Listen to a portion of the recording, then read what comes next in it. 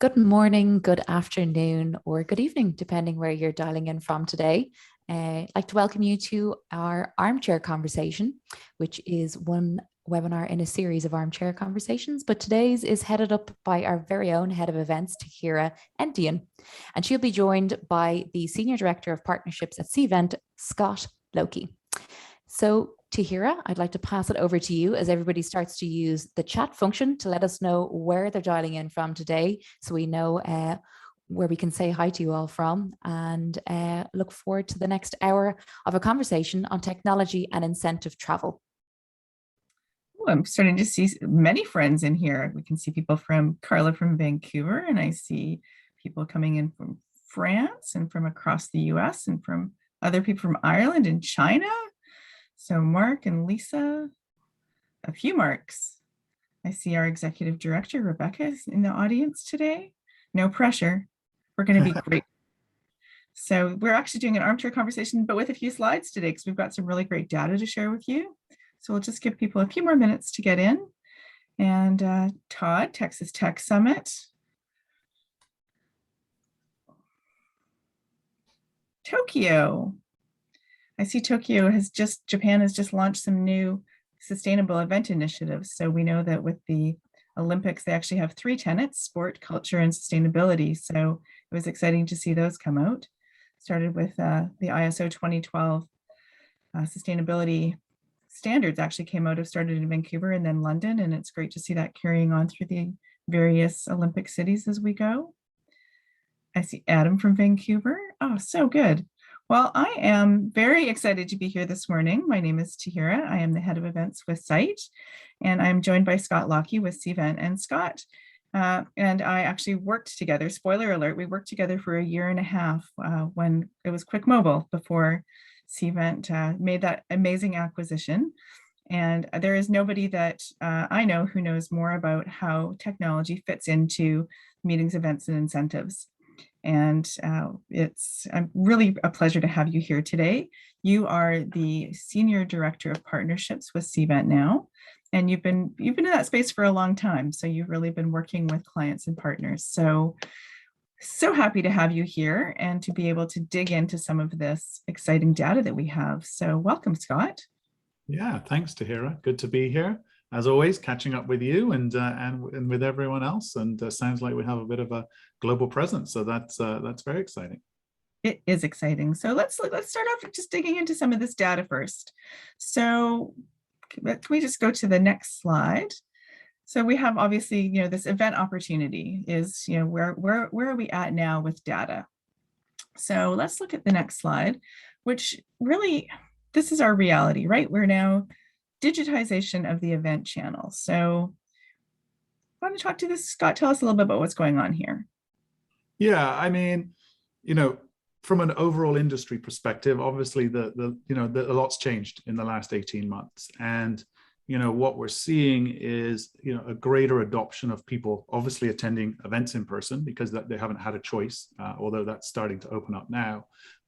But there's a kind of two worlds coming together. You've got the traditional event world, and then you've got the traditional marketing digitization world of webinars and things like that. And now they're all kind of melding a little bit together. And so, what you're seeing is with a lot of these events that were purely virtual, or even ones that are going hybrid, what's happened with technology is it's really capturing a greater audience. And it's not just a few people that are doing it. It's predominantly, obviously during the pandemic, everyone was going virtual. But what we're seeing coming out of this with events is people are still wanting to capture that virtual audience.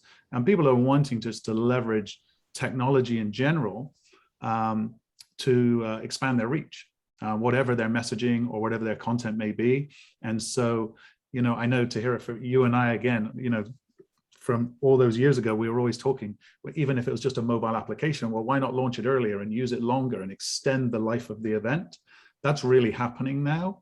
And that really is going to be the future. And, event doesn't have to be 3 days. It could just be a continuous year-round communication strategy with people, interacting with brands, interacting with associations, whatever it may be. So, it's definitely, this industry has been brought forward a little bit when it comes to technology. I'd love to have the audience just weigh in here a little bit in the chat and just like tell us, what are you seeing? Would you love to see how you can use technology to create that bit more of that year-round community, which, as you said, Scott, it's been something that, we've been talking about that for 6, 7, 8 years. So it's not, in many ways, it's not a new thing for us, but it is something that we can certainly see, especially as these platforms become so much more robust. And digital phones just become so much more capable of allowing us to do that. So I'd love to just have people say, yes, I'd love to do that, or gosh, why would we do that? And see, let's just talk about how we can make those things happen. And you're right. I mean, we've all had to flip to virtual. We've now, as Site, we have done our first live event in April, and we're about to do our second with Site Classic coming up with a couple of hundred people in San Diego. So excited about that. But I also have to say that I really appreciated when we've been able to do our digital events. So we started off in July of 2020 doing our Site Week, and as recently as April this year did Site Night All Night. And what was great about that was the ability to reach just a larger audience and to really connect to our global audience. And that was really, it was fun to see that happen. And it does give us a lot of opportunity for where we can go with the future. What else have we got in this data? So, yeah, and I think the other thing is, if I take our own organization, Cvent, is last year we were forced to go virtual, and it really opened up our eyes because of that reach. I think previously we'd always done our events, and we were getting about 4,000 to 5,000 people at an in-person event. We go virtual and we got 40,000 people. So suddenly we realized there was a demand, but not everybody can get to an in-person event, or not, and not everybody wants to spend 3 days. And so, what we're seeing now is that ability to, maybe have a bit more selection on what you want to attend. Do you want to have the option to go in person? Do you want to go virtual? If you are virtual, is it just one day? I mean, you and I were chatting, and you attended our event, and you ducked in for a couple of sessions, and then you were doing other stuff. So it's just created a lot of opportunity for both parties, not only the attendees, but also the people putting on these events. And I think, and that's exactly it. So I didn't have I was at a remote cottage that didn't have access for part of it, but then I came back and dug into some of those sessions. And I think that that's also the opportunity that we have, is that extension of education. And a lot of that education, particularly if we're working with groups where it's for some kind of accreditation, whether for, in our industry, CMP credits, or for other kinds of credits, the opportunity to watch on demand is something that is now going to be an expectation. So while we can focus on our live events for very specific things that are not broadcast or saved, it's going to be about how we learn to do that. So if we can just go to the next, our next slide, this is our reality, right? That in the old days, we used to have not very many, and now we have, on the next slide, the really where we're getting to now, which is this much greater blending. Now let's talk about hybrid. So what does hybrid mean to Cvent? Well, I think so. Hybrid to Cvent means that content is being delivered both live and virtually. And what I mean by that is, I think there's a perception that a hybrid event is, a live event, which is then broadcast to people that aren't in person. Again, we kind of look at it differently. We look at it as it's kind of content driven, and content that you're either consuming in person or maybe you're consuming virtually. So you could have, take a site event where everybody is in person, but maybe beforehand they were connecting virtually, and then maybe after they're connecting virtually. So, so that event is hybrid. It's not all one or the other. So, we kind of look at it that way.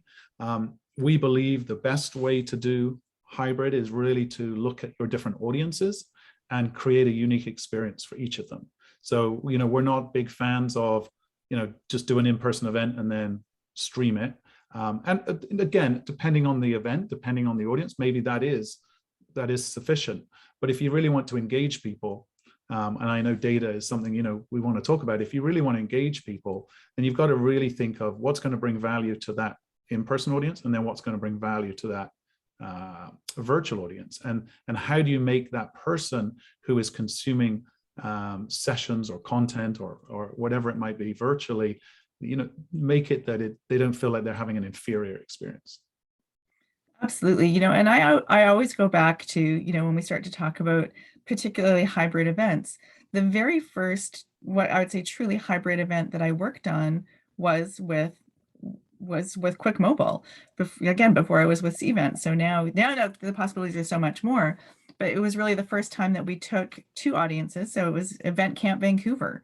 And it was really a true hybrid event in that we had a live in-person audience, we had remote audiences and remote pods around the world, and we used the app to connect them. We ran a game. There's 2 white papers that were written about it. It was really it was a time that we really dug into what did hybrid mean and how did we design for hybrid. So I think that it is understanding what do those audiences need and how can we really work towards creating that best experience. And so, let's talk about some of that. What's the kind of data that people are now kind of looking for? So as we get into those things, so let's go to the next slide, and we're going to look at some incentive trends, because we are, after all, the Society for Incentive Travel Excellence, because we have the opportunity when we're working with Cvent, who is a great partner for Site, and we greatly appreciate it. But we have this, these things that are happening. So we have, from digital, like you just said, we have bigger meetings, right? We have longer meetings or a longer duration. It might go over more days, but for less time per day. Or we do something like we did with Site Night All Night, where we made it what was started as a 12-hour event became 15 hours, but that's, but that was to cover all of the time zones of the globe, with the idea for us that people could come and go as they wanted to see and experience what they were able to experience in a time that suited them.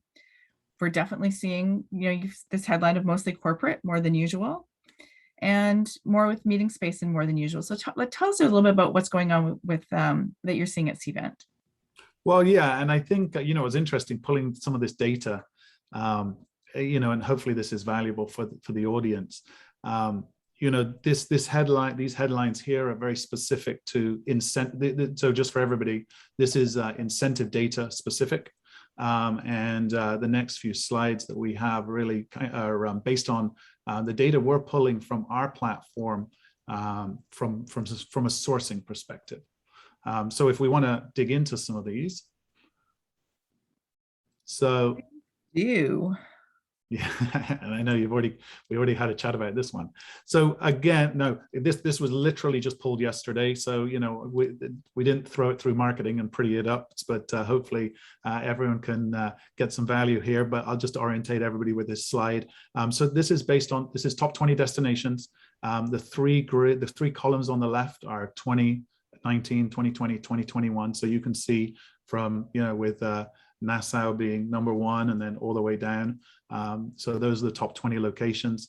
And then you can see the biggest gainers and then the biggest fallers. Obviously 2021, is still a strange year because we're still coming back. But this is some interesting information and some interesting data on the destinations that are being selected. And so what I see looking at this, Scott, is that this very closely mirrors, of course, the joint industry travel study that we did, where Site works with FICP and the Incentive Research Foundation to poll people around the world. And this looks primarily really like our North American data. So are the majority of the customers who are looking for destinations, are they North American?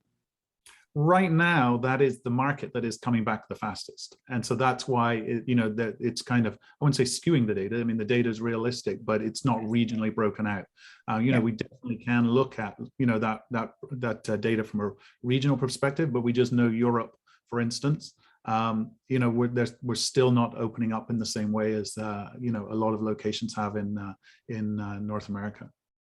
Well, and particularly for incentives, I think that our North American companies are the ones who are going to go there first. So, if anybody has any opinions on this, places that they're seeing, places that they're dying to go, where do you want to take your next incentive? Throw that up into the chat. If you have any questions at all for Scott about what we're seeing, please throw that up as well and you can use the Q&A box for that if you would like to. All right, so what do we have that's next? Where is Manalapan? That's a great question. So this, what this slide is when is timelines for when people are sourcing. So obviously, we did pull some historic data going back just so that we can see, where people, how much sourcing was happening in the first part of 21. We can see that is increasing. But there's definitely some peaks and some valleys here. Interestingly enough, September, October of this year is there's a lot of activity, and then the next kind of peak is February, and then not until the end of next year.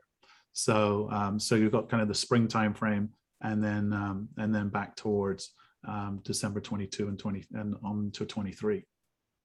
I think this is, we're all living this. I think every single person that is probably watching this today is going to be feeling exactly this, is that while we were sourcing quite actively and thinking we'd be doing a lot more meetings right now, we definitely are still seeing that fall off as companies just decide to hold off, unfortunately, right now.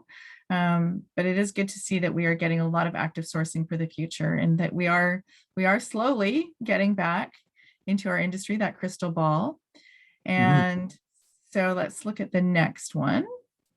And I see there's a couple of questions coming from Dawn. So, with regards to trends for 22, we definitely can look at pulling some of that data and what we see. And then, we'll share all of this with Tahira and the team. And then I'm sure then Tahira, through your channels, you can make that accessible to everyone here today.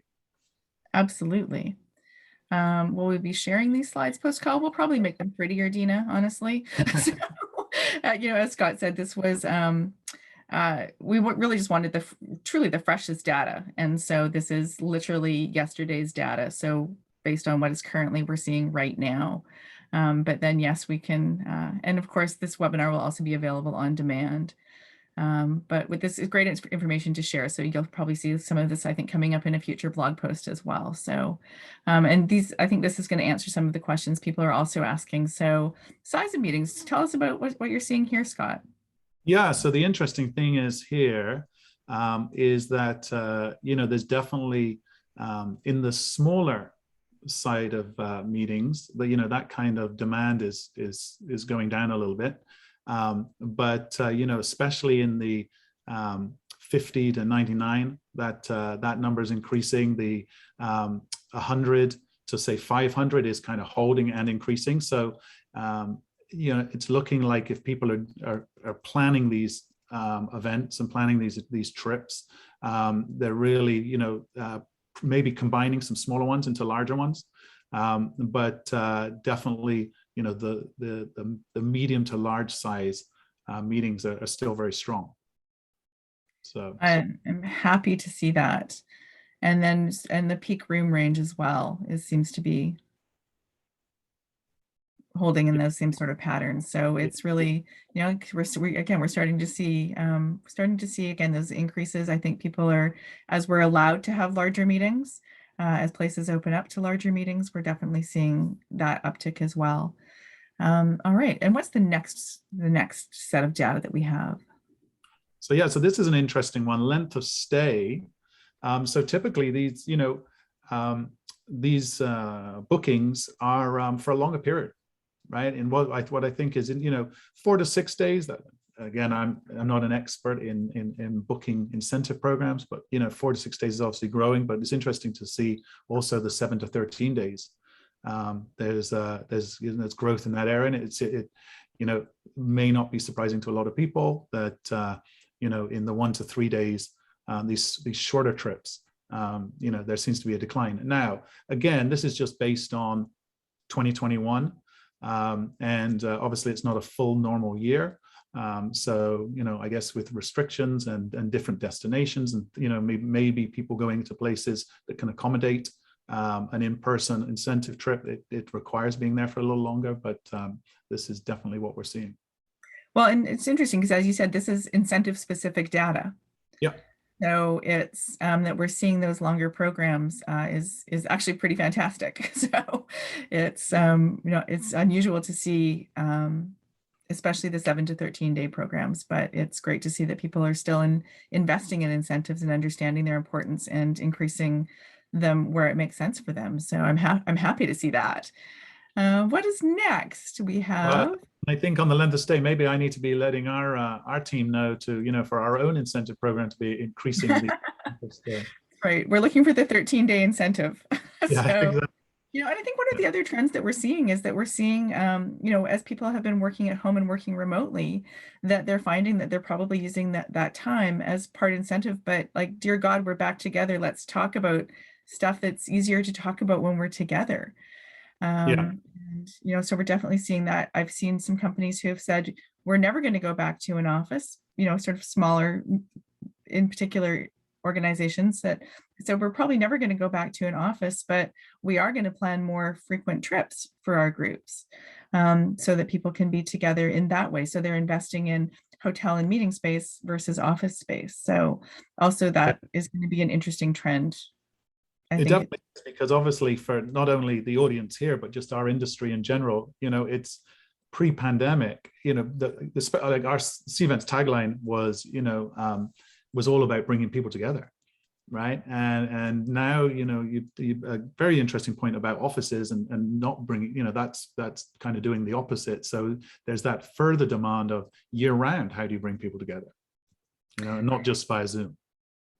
Absolutely. And so one of the other things, one of the other technologies that is now in the Cvent family is social tables. And I think that right now, what an amazing time to have a technology platform like that allows you to, whether you're a venue working on selling your space, a planner trying to figure out your space, to be able to figure out when we have these 6 foot, 3 foot, 1 foot, no feet distance requirements. Can you talk a little bit about what you're seeing with that? Yeah, I think, what was interesting is with the, when the pandemic hit, obviously there's a huge focus in our industry in general on virtual technology platforms to host meetings. But there was also from our hotel partners and from, other parts of the industry looking at, when we do come back, how do we come back safely, and how do we manage that, and maybe people can't come and do a site visit, so how do they know our space well and things like that. So for us, our organization, I'm sure a lot of other technology companies in the space, we weren't just focused on the virtual platform, we were focused on all of our other technologies.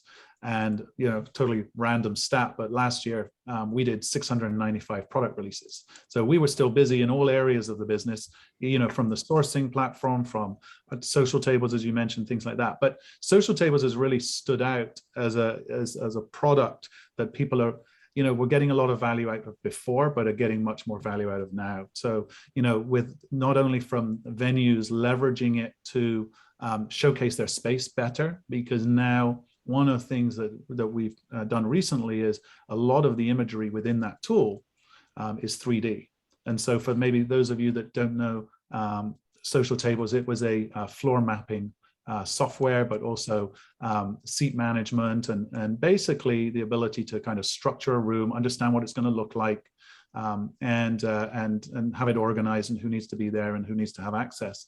Where that's also enhanced is because of needing to create safe environments and distancing and things like that. And so it really helps the planning team and the hotels really show how the space can be used, and then and make sure it's a safe environment, make sure it's got the right amount of distance and things like that. So yeah, it's definitely a tool that is, as I say, kind of stood out recently with trying to come back and how do we plan for a safe event, whether that's in a hotel, whether that's out on a lawn, whatever it may be.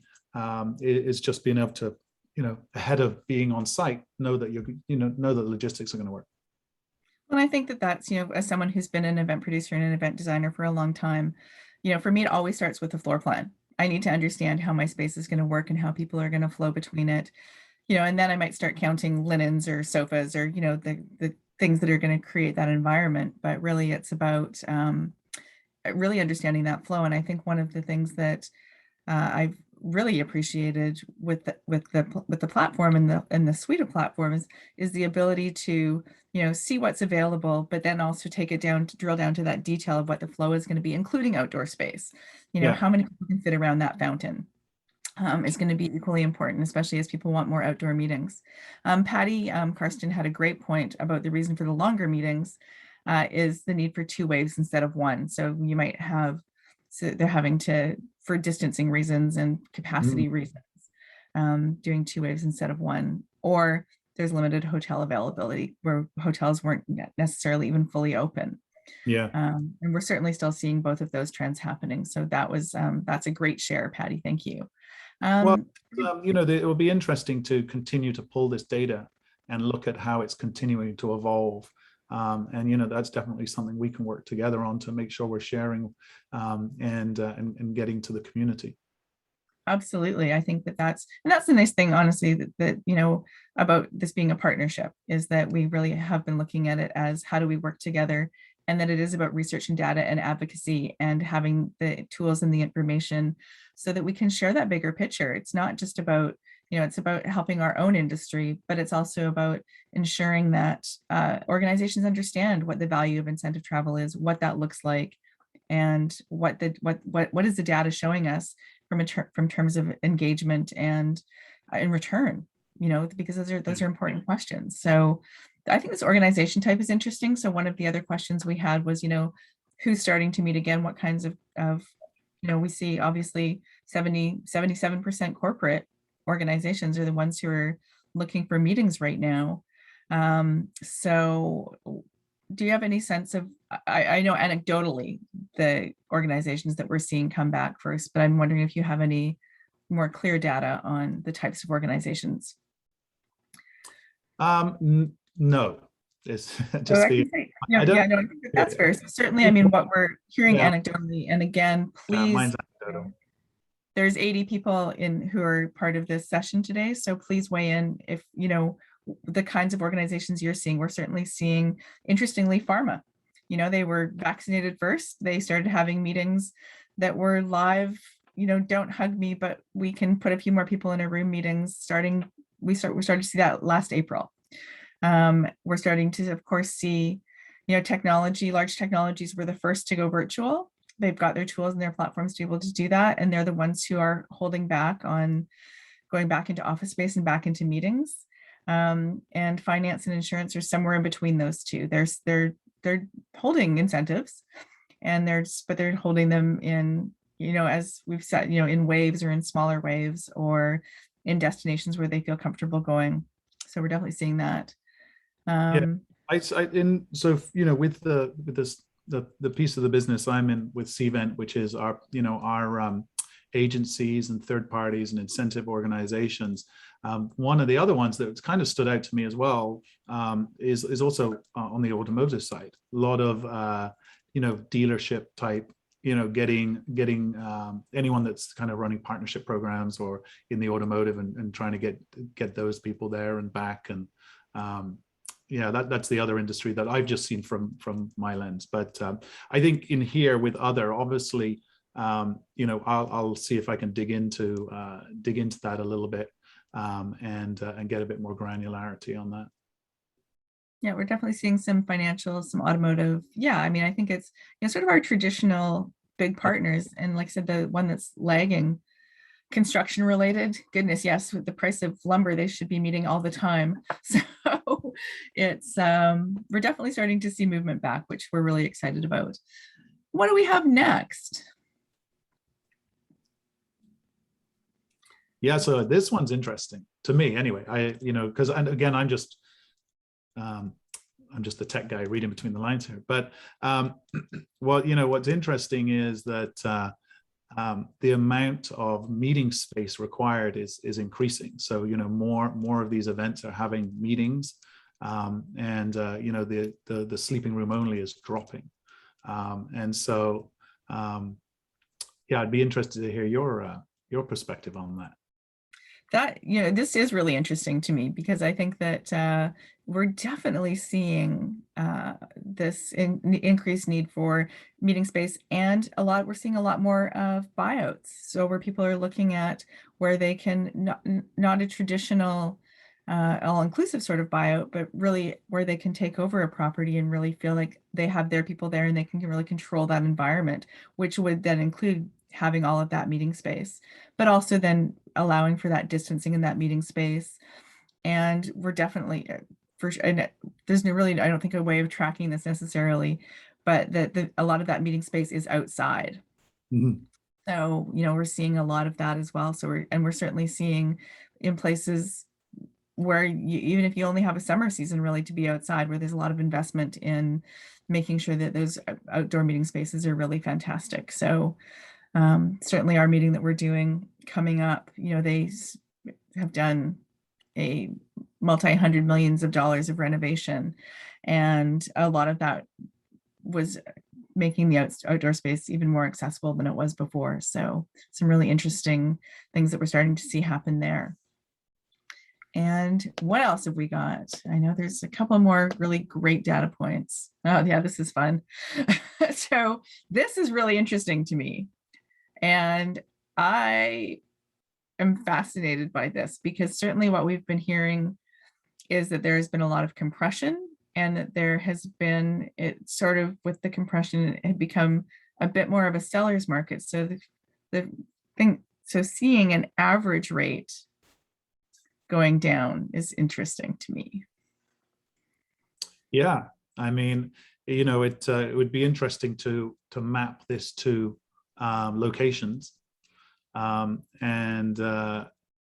it's definitely something we can think about. And like you mentioned with everybody here today, we've pulled together some data. We wanted to share it. Again, it's pretty hot off the press, but if there's more data that the audience here is interested in, just let us know. We definitely, obviously, it's running through the platform. We can look for specifics. This is an interesting one, and goes against some of the things maybe that we're hearing, but that might be location specific. So Christine just said, is the rate decrease for programs meeting in 2021, or that were sourced in 2021 for the future? And my understanding is that it is. This is for events to be. This is RFPs for events within these time periods. That's perfect. Thank you so much. I'm going to ask the unrelated question just because it's kind of fun. So Kev Shannon, I've got to know where Scott's accent is from. So yeah, it's well, do we want to run a poll? No. So I grew up in Bristol, southwest of England, for 18 years, and then came to Vancouver for 3, and 30 years later I'm still here. So yes, that's the answer to the you have that nice. You don't say a yet, and your boots are wrong, but. And after a few drinks, I sound a little more West Country UK. So yes, it's true. That is true. All right, we have one more data point we're going to look at, which is brand scale. And again, this is looking at it from an incentive lens. So not a lot of huge surprises here, but interesting still to see those trends, and that we're definitely, independent luxury are up, and the upper mid-scale, upper upscale are slightly, well, in some cases quite a, upper mid-scale definitely quite a bit down from 2019 to 2021 after sort of holding it steady. So really interesting data. And I would just be curious, and I'm hoping you know the answer, as I'm about to throw it down, but the difference on how luxury and upscale are differentiated. Yeah, I think that's likely, or that will be how they're categorized in our sourcing platform. Okay. I'll probably need to pull some of information, to get that for you specifically. So again, sorry that I'm not overly prepared on that, but we'll get that. And then when you share the data, we can actually have a bit of a description of what, how we categorize each of these. Well, it's probably a bit self-selected as well, I would imagine. Yeah, there could be, but I don't want to confirm. I don't want to say that until I can no. Accurately. Exactly. Well, this is our last actual data slide. So we can go now to Armchair, which is great. Yeah, so let's talk about, let's just go back to the value of events, right? So the data behind the event. So we've seen some great data, super interesting. So what are some ways that we can now use this data that we know meetings are coming back? People are looking for their incentives to still be in great properties. How are we going to use some of the other data points that we're seeing to help advocate for our industry? I mean, we know that we're in such a difficult time. It's hard to, staffing is difficult. It became kind of that unsexy place to be. So we need to, bring it back. I have to say, even having been through for myself a year and a half of a pandemic, and it's been for all of us, anybody on this call, it's been very hard. Let's just really be real about that. It was hard to learn how to flip to virtual and digital, and it's hard to understand what hybrid is. It's hard to talk our clients through all of those things. So how do we help our clients using this data? How do we help tell a better story to government partners about the importance of this industry? Yeah, and it's an interesting one. I think a lot of the data is there. Now, again, it depends on the platforms people are using. I know from a CVent perspective, and it's very interesting you kind of tee it up that way to hear is that, so at CVent, we believe that one of the most important things is the data. And what we're trying to do is we're trying to be able to provide the right data to all of the industry to really validate the value of meetings and events. We know pre-pandemic, if budgets were cut or things like that, events got cut first. And we're trying to change that perception. And so, we believe it's extremely important to provide the right data so that the relevant people can see that and see the value. Whether it's one of our hotel partners on leads that are getting, or group business and why group business is so important, or whether it's a corporate organization that wants to show the value of why they need to do their incentive program every year. We want to make sure we're capturing all of the data and presenting it in a consumable way so that people have that ability to present real data. And I think for years, and even to this day, we have a lot of people that coming, let's say our customers or our partners that say, oh, do you do this and do you have analytics? But I don't really think they know what they're looking for.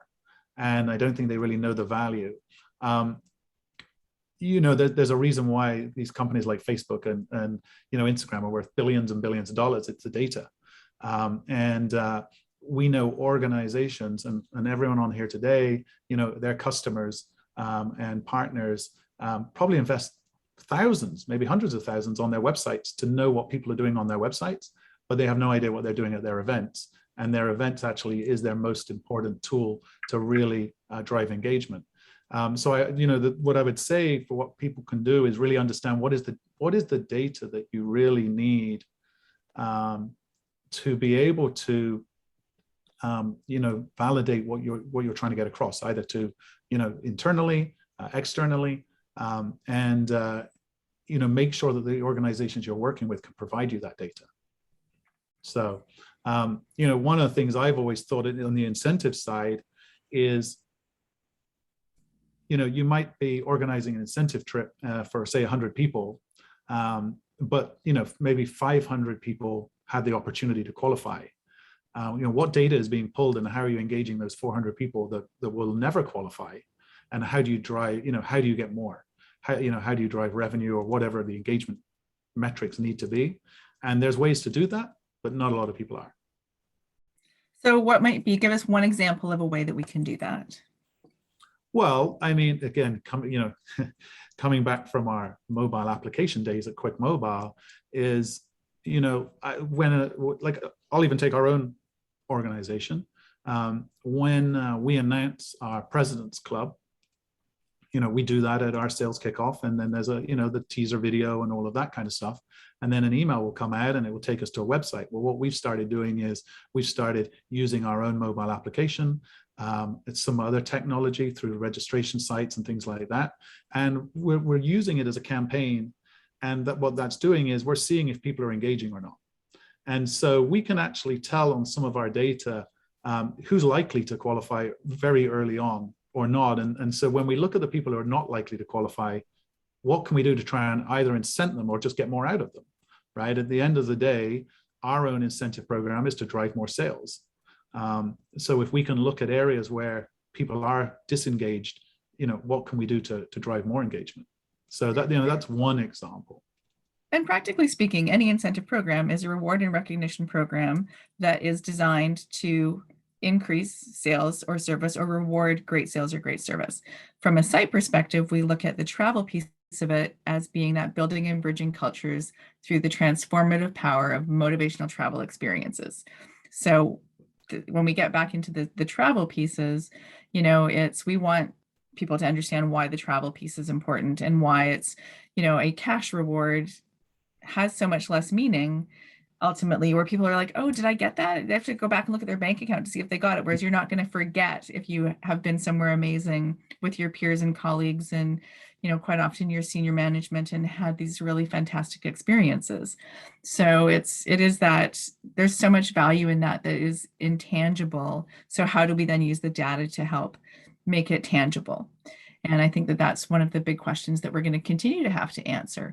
One of the things I think is really interesting that we can do with data is what we've certainly have seen for a long time, but even more so now, both I think because of the types of the values of the generations who are coming up now into industry, who are part of our incentive programs, and the ability of all of this data. And now we've been at home for a year and a half and have really tapped into the things that matter to us.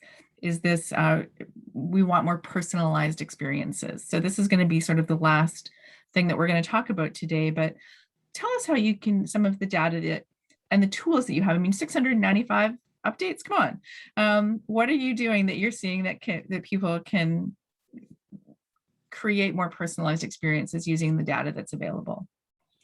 Yeah, so first of all, I think there's two things. One of them is, to your point, what data is available to create those personalized experiences. So for instance, one of the things that we do is we, probably about a year and a half ago, maybe a little longer, we started down this path of attendee engagement scoring.